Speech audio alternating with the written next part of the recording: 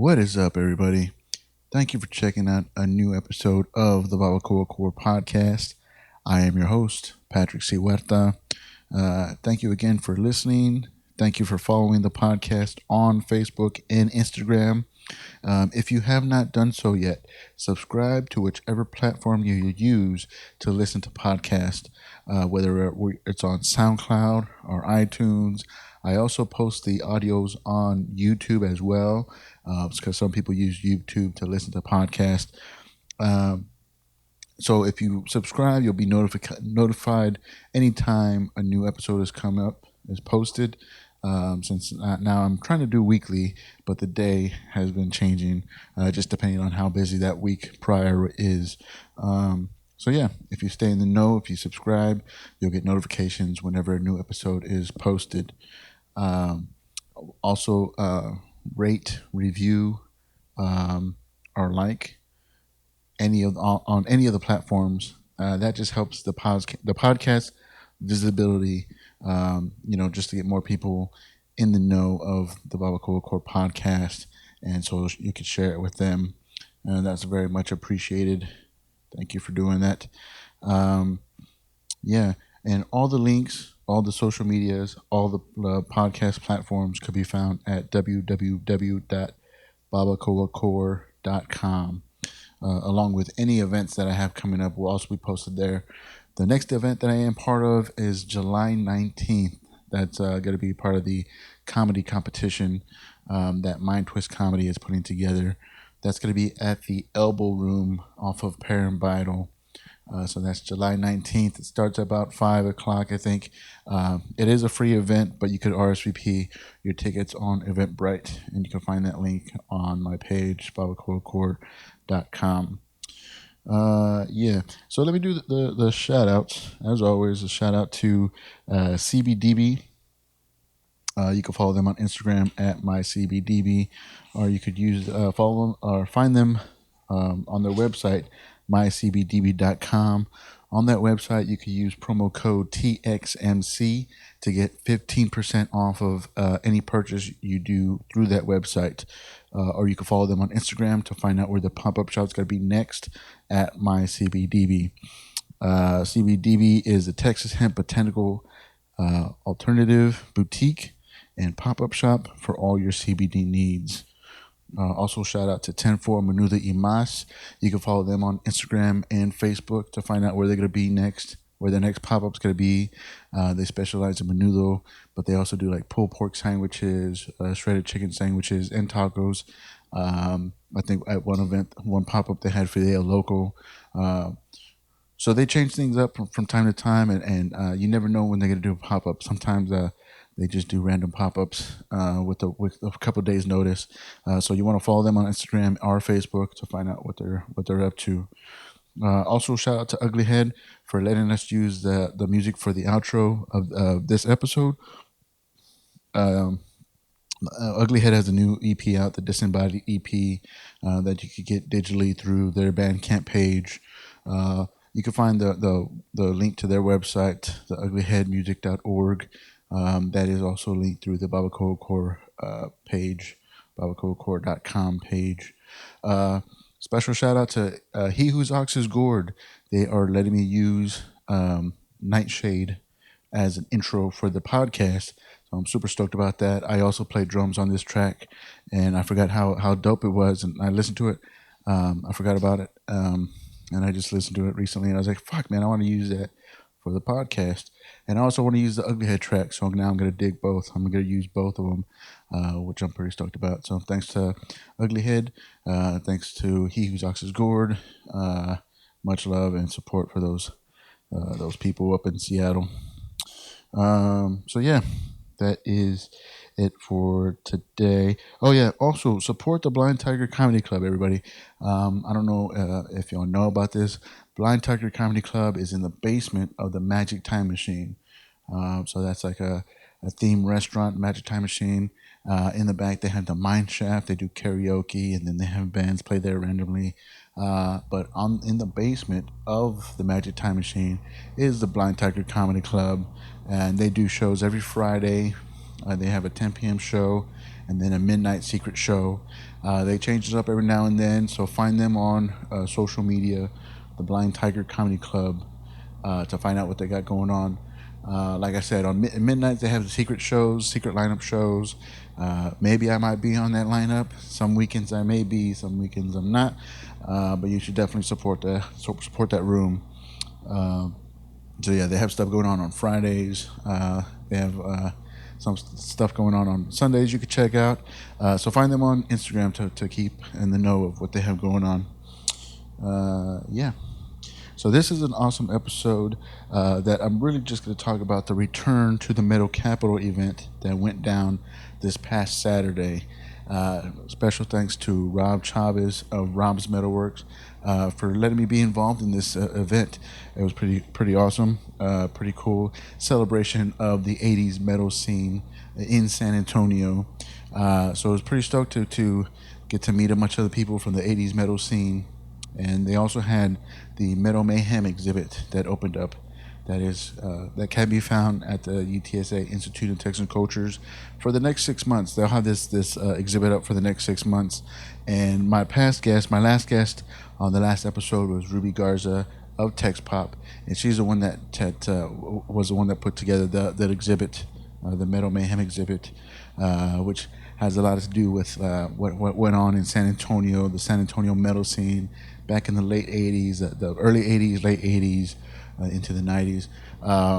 So yeah, it was a pretty cool event. So this past Saturday they had BYFIST playing like some of the SA metal classics. So of course they played BYFIST tunes. They played some Juggernaut. They played some Hellstar, and they played a SA Slayer track. And they also played, and then the BYFIST track.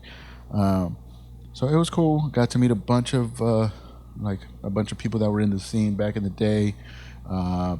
Really cool seeing everybody reconnect, and they had like a book that was done. What was it called? The book, My View from the Inside the Pit, or something like that. It's like a picture book of all these photographs that were collected that took place like at different venues, different concerts from back in the days, back in the 80s. So that was pretty cool. And so on this episode, I was able to sit down with Larry Barragan. He's in Hellstar. He's the guitar player for Hellstar.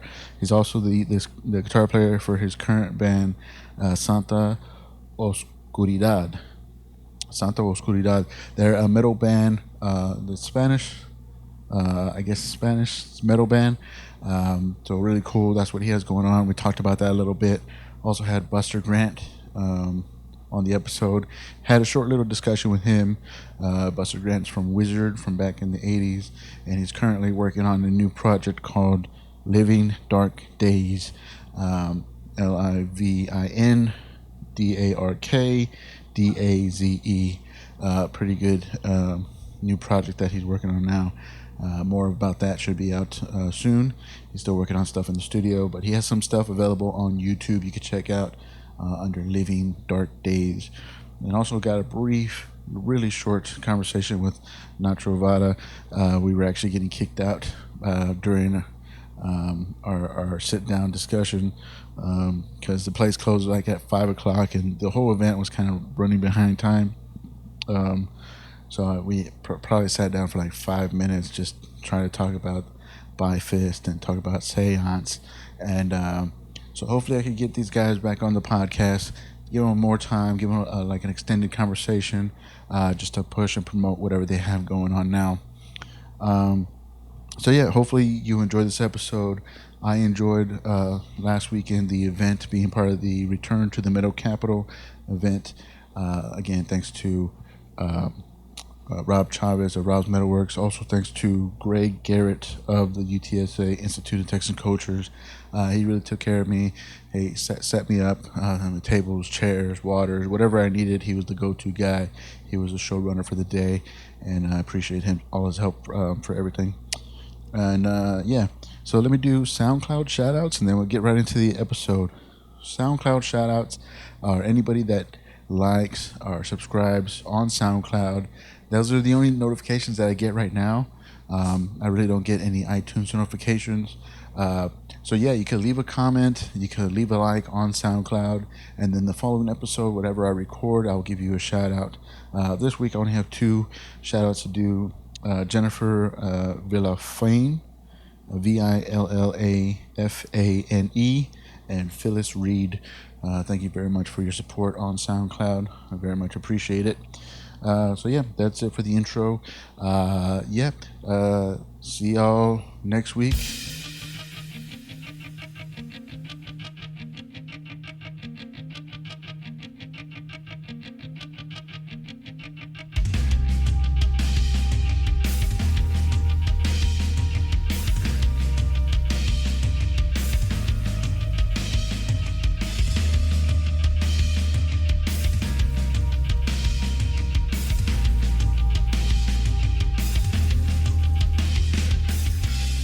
What is going on, everybody? Thank you for checking out a new episode of the BarbacoaCore Podcast.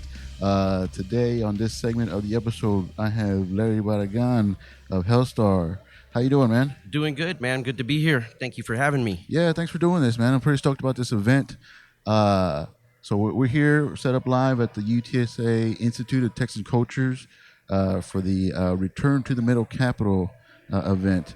How exciting is this, man? Man, it's big. I didn't anticipate it to be so big, but it's exciting, man. To kind of relive that era and kind of go back in time and see some old friends like guys in Beifuss and Donnie and all those guys. Everybody's kind of just keep it going. Yeah. And I'm proud. I'm proud to be here. It's an honor because we're really from Houston, but like I did this interview last night, and I said we came here to San Antonio, and we had a small following in Houston, but we had a huge following here. Yeah. And so when we started doing interviews and stuff, it was like they would say, hey, you guys, how's it going? You guys are from San Antonio, and we wouldn't say no, we're not. We were like, yeah, man, we're adopted, so. Even more so to be an adopted son to be a part of this is really, really cool. Yeah.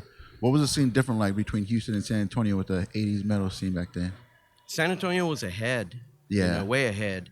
Like I said, we were playing to big crowds here. It wasn't until like 86 that Houston kind of was like, oh, these guys are from here. And, we had to come here to make a scene happen in Houston. Yeah. So, you did have a few hardcore fans in Houston, but I mean, we came here the first time we played. That was our first experience with like a full crowd of headbangers. Yeah. Yeah, and that was cool. We were just like, whoa, this is like for real over here. Yeah. So tell the listeners a little bit about HELSTAR. Like, how would you describe it to the listeners? I mean, we've been around for over 30 years. We've got 11 albums out. I mean, we're kind of we started off kind of sounding like Maiden and Priest and Angel Witch. Those were our main influences, sax and stuff like that. But as time went on, we found our own sound, kind of technical, still kind of power metal type stuff. Got the high vocalist and with James Rivera, who's I consider one of the top metal vocalists today, still. Yeah. But yeah, I mean, we just been doing it forever and no intention of stopping anytime soon, at least. I mean, we're all going to have to walk away one day, Yeah. And I've told James that, like, well, me, you, everybody, we're going to walk away one day, but hopefully when we walk away, we've left a nice legacy for people to hear, that like, man, that band from Texas, they were good. Yeah. That's amazing, man. That's pretty rare for a band to stick around that long. The usually bands like don't last like more than a couple albums and stuff. So I mean, how hard was it to keep it all together for that long?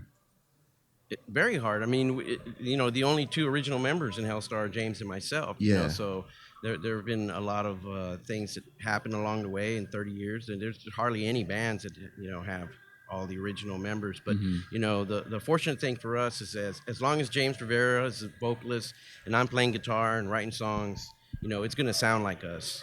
And I think that we have a unique sound, and that's what really, kind of sets us apart. Is that really James? He identifies the band very, very well. He may do other projects here and there and sing on some other albums, but you know, everybody will always go, "Oh, that's James, a singer from Hellstar." Yeah. So it always goes back to that. That's cool, man. So thinking about like the 80s metal scene, like what's the one thing that like will always stick with you? Like what's the biggest memory from that scene?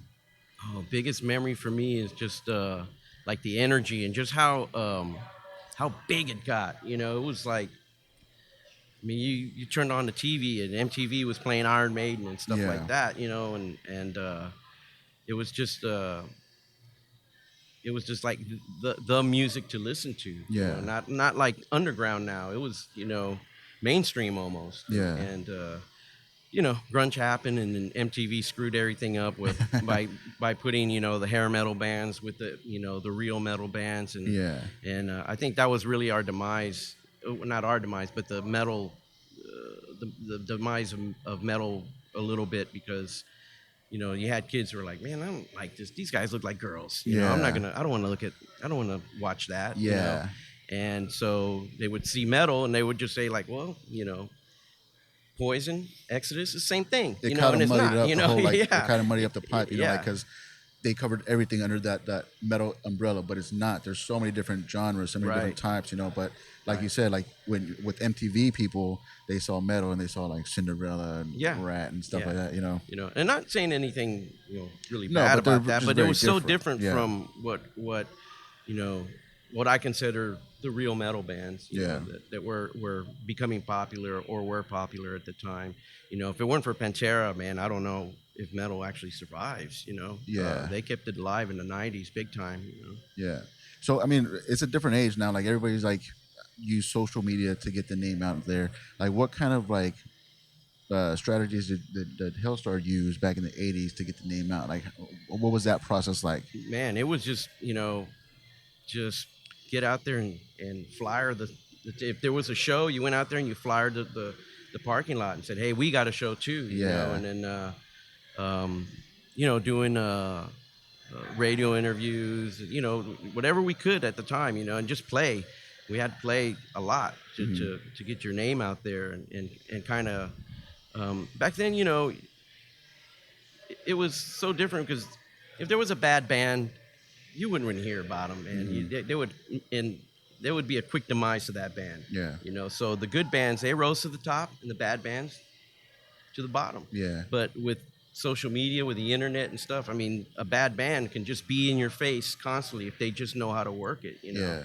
And that's what's so different, is that you can not be that great and become quite popular. Yeah. So that back then, I think the integrity was a little more.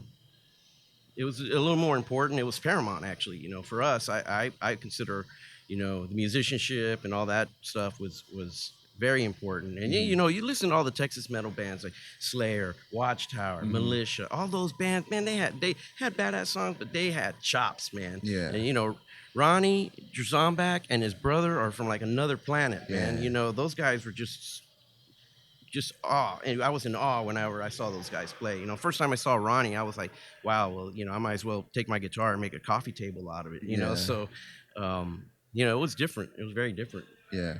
How'd you go about like finding like new bands back then as opposed to like now? Like was it just like trial and error at record shops or radio? Everything. It was more. It was a lot of trial and error. Going to the record shop and looking at an album cover and going like, man, that cover looks pretty cool. I'm gonna take it. And you're like, oh, it sucks. But, I mean, that's how we found Maiden. I went to the record store and I said, I don't care. That has to sound badass. Yeah. And then I bought it and I brought it home, and that first Prowler comes on. I was like, oh, that's it. Yeah. This is what I want to do. And up to that point, we were listening to. I was listening to a lot of Rush and Black Sabbath, Deep Purple. It's kind of the older stuff. And then that kind of changed everything.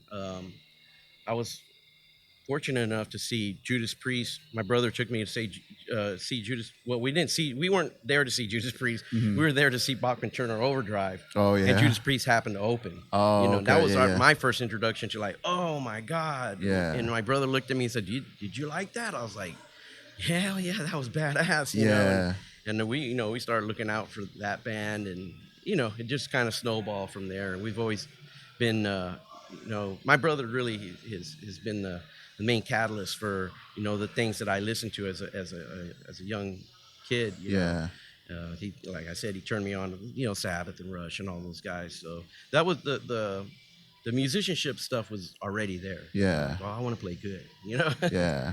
That's crazy how you mentioned that, like you how you found Iron Maiden and stuff. Like I kind of had that with when I went to go see Pantera, and the opening band was Clutch. Yeah, I remember Right. that, yeah. And so like I never heard them before, and to see a band to like just witness them like live and stuff, it brings a whole new aspect of it. Like you didn't know what to expect. You had no expectations. Yeah. And then you find this band, and they like just blow your mind, and then you become like a lifelong fan through that. That's a good experience to have. Yeah, I think that's kind of what happened when we came here. I mean, Yeah. we played with our first show here was at Via Fontana. The opening band was the Offenders, then us, and then Slayer. Mhm.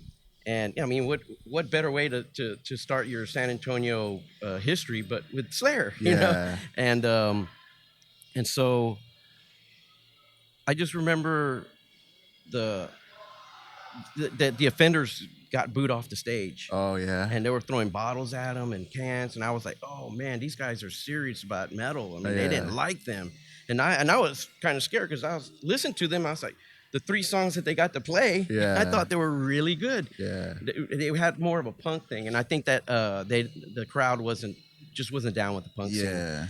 And so when we came on, there was some trepidation there, but at the same time, we did our thing, and I said, hey, if the first bottle comes out, we're off, Mm. And no, man, everybody came up to the stage. It was headbanging, and I was like, wow, this is heaven, It's Yeah. the metal capital, exactly that. And that's really how it all started for us. That show was the beginning of a long relationship with San Antonio. Yeah. So the Metal Mayhem exhibit opens up today too, and it's running for the next 6 months. Have you checked it out yet? Yeah, I saw it, man. There's some nice photos there and stuff. I think there's a couple of bands that might be missing, but overall it's nice. It's cool. Yeah, they got you up on the wall, right? Hellstar's on the wall. Yeah, Hellstar's on the wall. How do you like that? Like looking back, like, oh shit, look what I looked like back then. Yeah, man. Yeah, it's nice long hair and skinny and good looking and everything, man.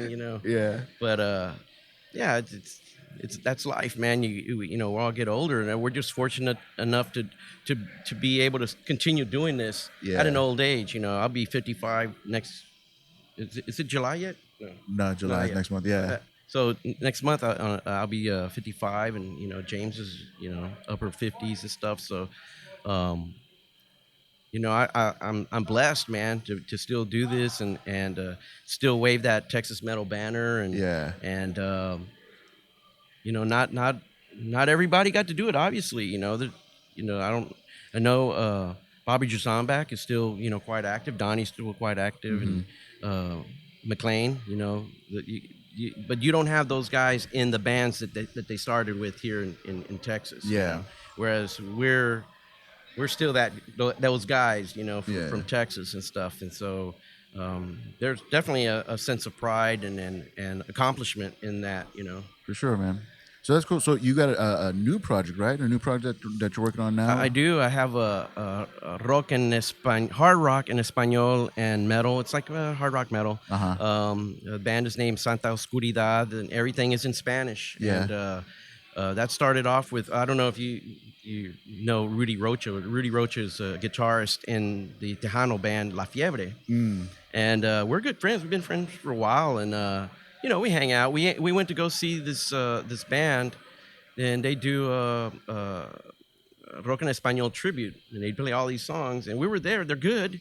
Yeah. Obviously, because 2 of the members in that band are now in Santos Caridad. But we were listening. I said, man, the only thing that's missing in rock en español is rock. There was nothing heavy about it. Everything sounded kind of poppy and stuff. Mm-hmm. And just, over drinks, we said, why don't we do a band in Spanish, man? Like we'll just, we'll rock it up and see what we come up with. And we've come out with a nice blend of music. I don't know if did you have a CD of it? I don't have the CD. I'll get Chavez to get you a CD. Yeah, for sure. Yeah, and so you can listen to it. It's good, man. I mean, our singer sings. Yeah. I mean, we've got the first thing that we self-released a little EP, and we're shopping it. We're trying to get signed and whatnot. But I'm surprised that here in San Antonio, I was trying to get a gig for us here, and there's no other bands that are doing hard rock in Spanish. Nothing like that. No. Yeah, man. And so I'm like, well, I mean, that's probably a good thing because now here we are in this niche. That's your niche for it. That's cool. So how do people find you on social media? How do people find your bands? And you can go to I mean, we're all over Facebook. You can do it's facebook.com, hellstar.metal, I believe it is. And then the other one is Facebook, Santos Caridad rock, I think, or something. You can just pull up the name Santos Caridad. We're in the top searches for it. Yeah. So, yeah. I mean, we're out on, Twitter, but we're not really like the Twitter maniacs. I mean, nobody does Twitter in San Antonio, really, man. Yeah, it's good because I really don't do it too much. Yeah, I'll post something if it's important, like this thing. I tweeted about it. The whole Instagram thing. We do here and there. I mean, there's a presence, but not like Facebook or anything like that. Yeah. Cool, man. Anything you want to add before we wrap this up? No, man. Just thanks for having us out there. I'll get that CD to you, and I look forward to the Return of the Metal Capital Symposium here, man. It looks like it's going to be a big crowd, and I'm really, really excited, really, really happy to be here. And thank you for having me on your show, man. No, thanks for coming on. I appreciate it. Cool. All right, man. Thanks. All right, thanks, man.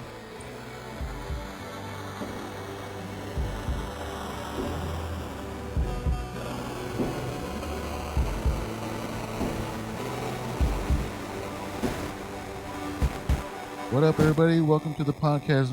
Buster Grant, what's going on, man? How you doing, man? Good to be here. Yeah, thanks for sitting down with me. You are here representing WYZARD and Ritual. And Ritual, yeah? Tell the listeners a little bit about those bands. WYZARD was the first project I was ever involved with. It was a neighborhood band. We actually all lived in the same area. Met the guys, basically hanging out at my house, and they were looking for a singer after a couple of personnel changes, and I got in there and we started doing it.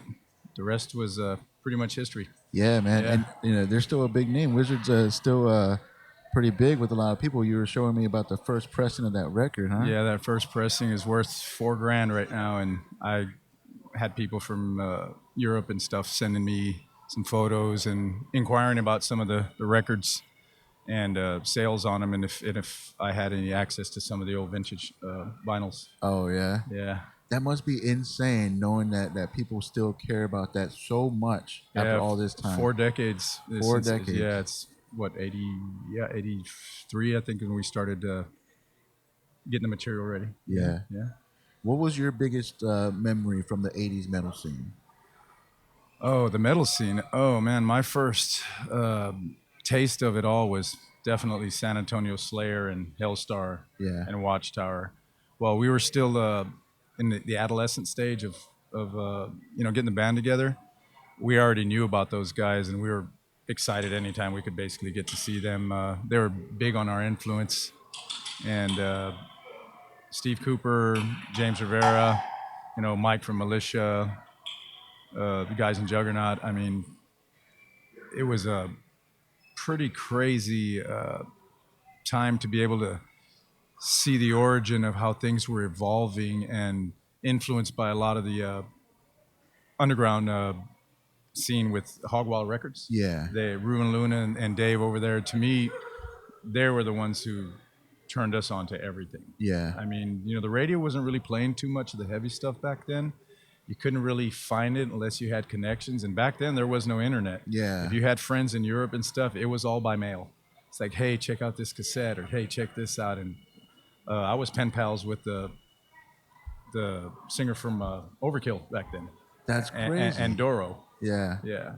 That's crazy, like that there was still that way of communication, because there was no social media. The internet was not even a thought then. Yeah. So just learning, going record shopping. That's like right.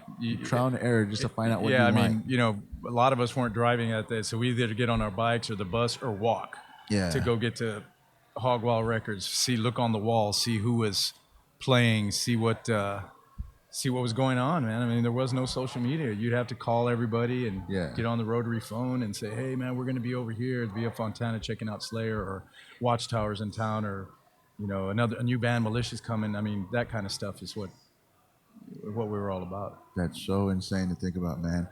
So that Metal Mayhem exhibit just opened up. Have you had a chance to check it out yet? Yes, sir. I've seen, I saw the initial one that Ruby did over at Tex Pop, which is really the start of all this, and getting all the dragons out of the dungeons and everybody creeping around and getting together and integrating and talking about the old times. And then it continued with the other one here that we had, the first one, with all of the more promoter, radio, DJ type people that we're talking about. Joe Anthony, Lou Roney was here, and Jack Orban. And that was the forefront before the metal started. Yeah. And this is why they wanted to get together and do another phase of this to talk more about the actual metal origin. Yeah. And Joe Anthony was the major influence for giving us, no doubt, the radio support that we needed. Had he not done that, it would have probably stayed very underground. Yeah. Yeah, he supported us. I can remember hearing Carry On, Slayer, Watchtower, WYZARD, the Ritual, all of us on radio middle of the week. Yeah. At night, and definitely on the weekends. Yeah. That must have been exciting to hear yourself. He used to play it yeah. on primetime. Yep. He used to play these metal vinyl songs in bands on primetime. That's Joe crazy. Anthony. Yeah. Which was, you don't get that. Yeah. To this day, you still don't get that kind of local support ever. Yeah. And to me, I think that's why San Antonio is the heavy metal capital. Yeah. Because, I mean, who else had mainstream, unsigned metal heads getting their material played during the week? Yeah. Yeah. Very supportive, the radio. Very. Joe Anthony was the godfather for it. Definitely. Yeah.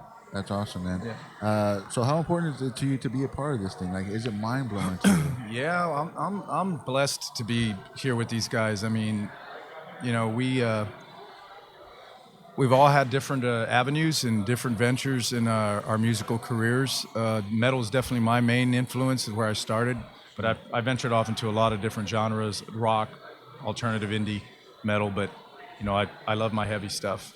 Yeah. And like I said, the element of them putting something together like this to appreciate it and have all these people that still desire to recognize it is the key of keeping this alive. I mean, this is definitely history, and for San Antonio and the world, it's an honor for me to be up here with some of the guys. And the other guys from the South Texas Legion, I want to mention: James, Art, Jason, Mike, Scott, Bob Catlin, all those guys that got to tour in essence of this, just really kicked it all off again. Yeah. And keeping it supportive to make this something that doesn't fade away. You know, it's they really did good by going out and hitting Europe and doing that stuff. And I'm so excited to have known they did all that. No, this is awesome. It's awesome celebration of like the 80s metal scene and all that. Great to look back and all that stuff.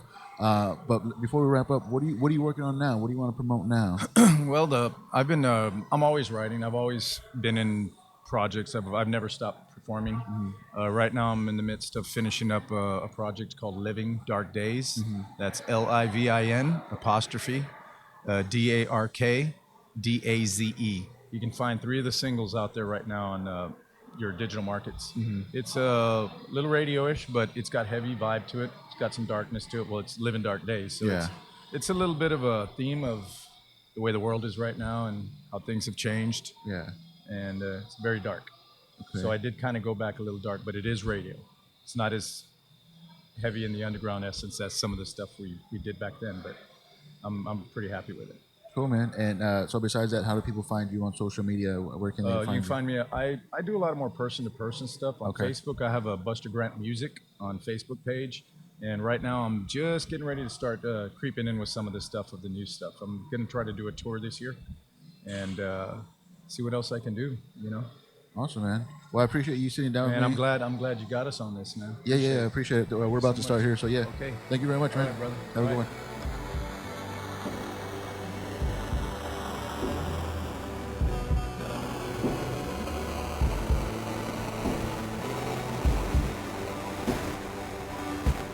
What up, everybody? Welcome to the program. NACHO VARA. How you doing, man? All right, man. How about yourself? Good. How's the Barbacoa doing? BarbacoaCore, yeah. So you're here. You're with the part of the symposium. You were representing your band, SÉANCE and BYFIST. Yeah. Tell the listeners a little bit about that. What are those bands?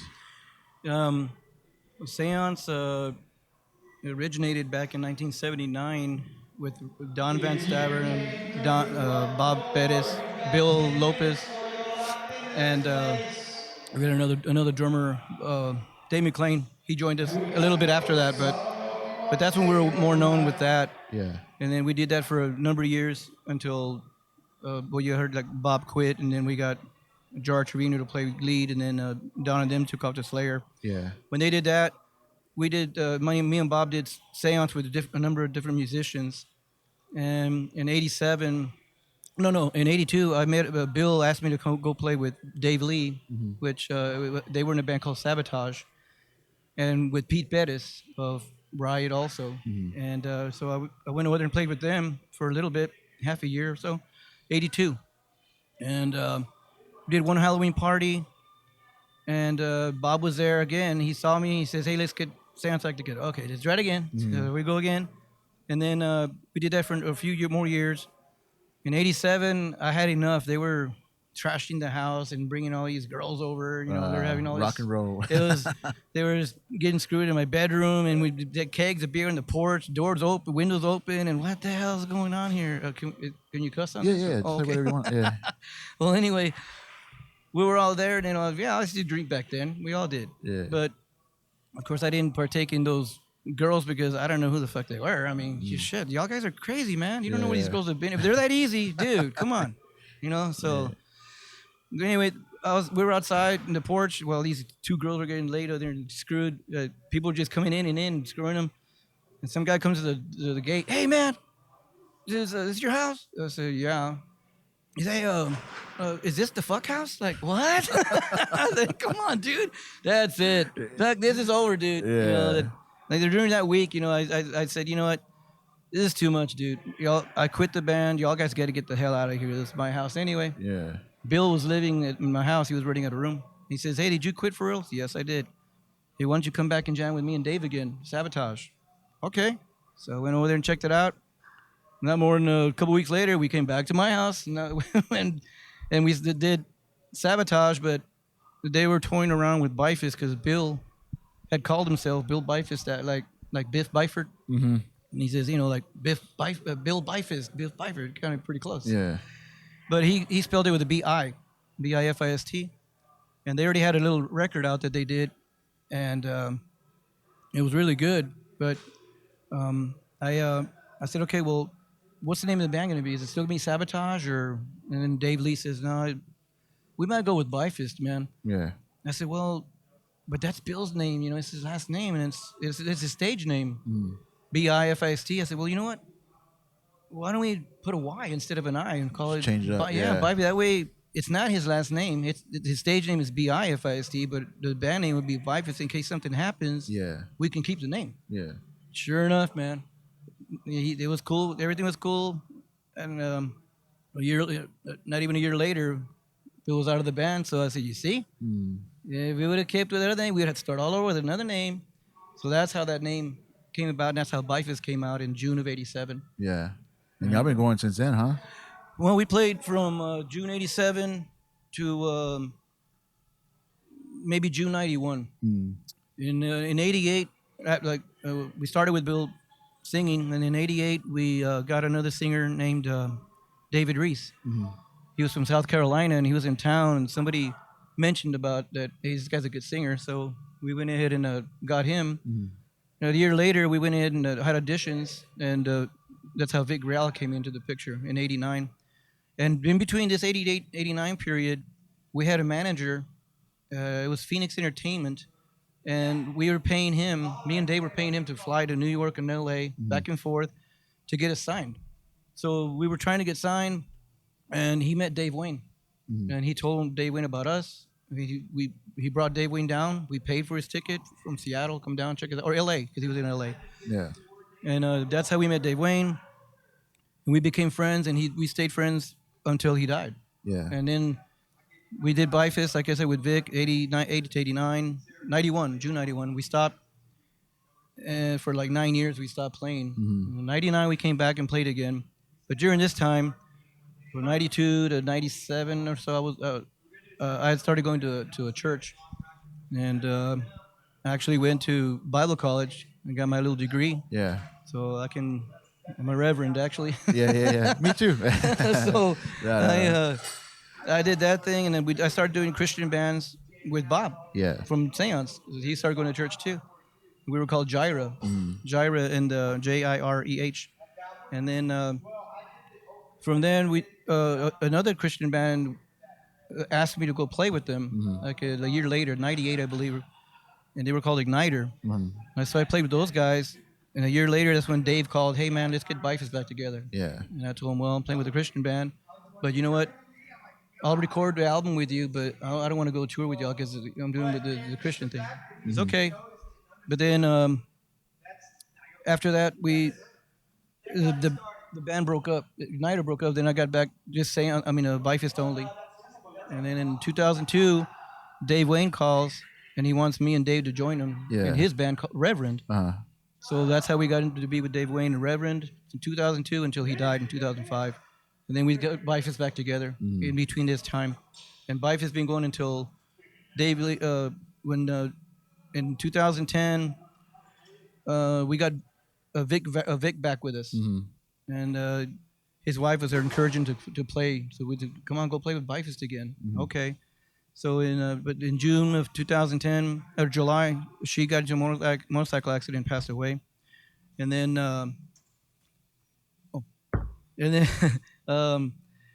2 months later, on October 1st, Dave Lee passed away. Wow. So 2 deaths pretty quick. Man. So Vic and I were, man, what are we going to do?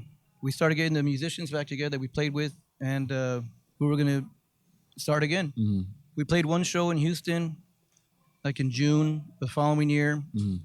And the next month, July 2nd of 2011, Vic got into a motorcycle accident and passed away too. So, man, that was really down. But and about 2 years later, 2012, I met the lead guitar player for BYFIST here, Ernie, through our drummer. And then he told me about Raul the singer, and then we got Stoney, and this is how this band started from 2013 till present day. Yeah. And so that's how BYFIST is still going. That's cool. And y'all were like the first metal band to perform in the UTSA Institute of Texan Cultures. Yeah, everybody was like, so that's pretty freaking out impressive, on that. Like, man. wow, man, how did y'all do that? We got asked, Rob called me. That's cool. So yeah, they're kicking us out of here right now. So we gotta wrap it up. Later. We'll do a long one later, run. Okay. But yeah, cool. Thanks for doing this for me. All right, man. Okay. All right, awesome. Thanks, Pat.